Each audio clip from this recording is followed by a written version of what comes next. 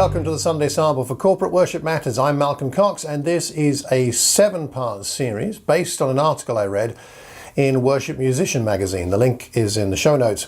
It's an article by Jon Nicol, and I've printed it off here, and I'm going to read some excerpts over the next few weeks and then discuss some issues that can help our churches to sing better, because the article is entitled 6 Mistakes That Prevent or Keep Your Church from Singing. And I know we all want our church to sing effectively and worshipfully. So I must admit where I am, some of the times when I'm with my churches, they sing well and sometimes not so well. And I found this article to be a helpful filter or checklist for me to think about how I'm leading worship and how I'm promoting the ideas of worship.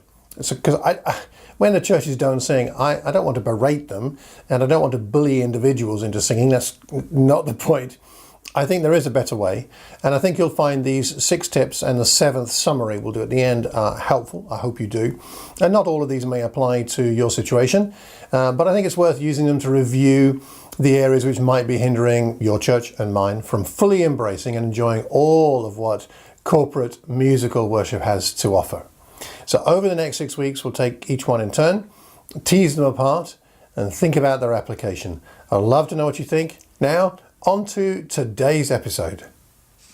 Today's episode, episode 1, is called Stand Gazers. Let me quote from the article. If you've got screen gazers in the seats, you've probably got stand gazers on the stage. Enthusiasm for singing is contagious, but so is apathy. When the platform team buries their heads in music stands or glues their eyes on the stage display monitor, it doesn't encourage the congregation to sing.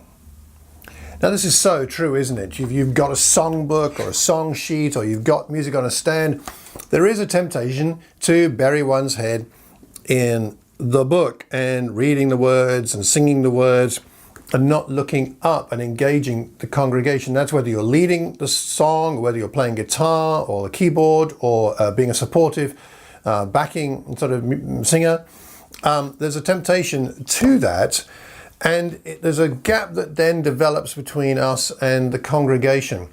I've talked about this in other articles, and I think it is really important that we do our best to look up and look at and look to the congregation and sing with them. We're meant to be inspiring and encouraging them to sing and to engage in the corporate worship. So looking up is really important. A couple of tips. The beginning of the verse is more important than the middle or the end. And so if you're not confident about the lyrics or the words of a song, you've got your songbook or your song sheet, that's fine. But look down at the beginning.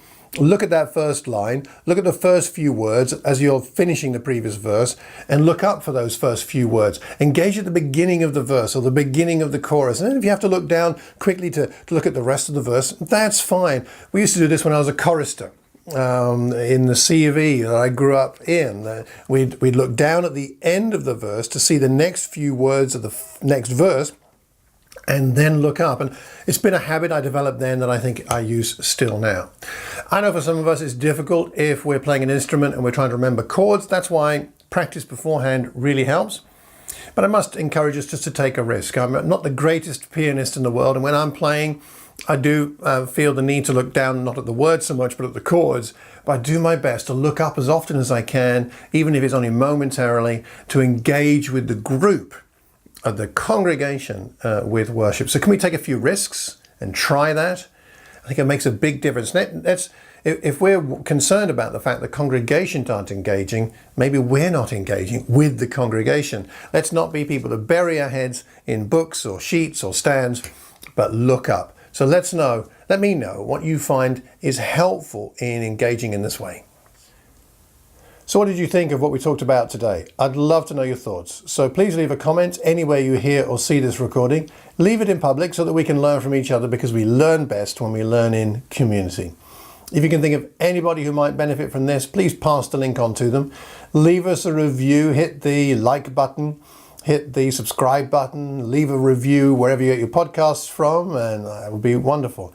And I do pray that the next time you gather together with all your friends to worship our great God, it will be a time of great, encouraging worship, worshiping the Lord with joy and great exaltation. Take care and God bless.